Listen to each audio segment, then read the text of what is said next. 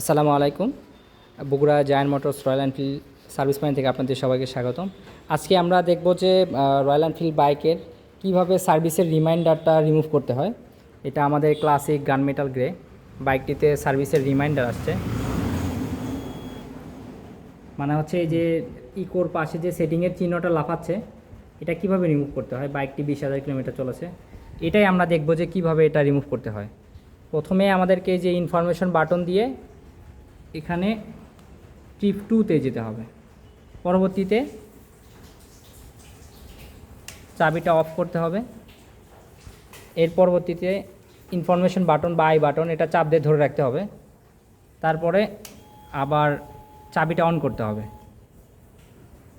এর পরবর্তীতে এরকম প্রেস করে ইনফরমেশন বাটন প্রেস করে রাখতে হবে যতক্ষণ পর্যন্ত এই সেটিংটা রিমুভ না হয়ে যায়।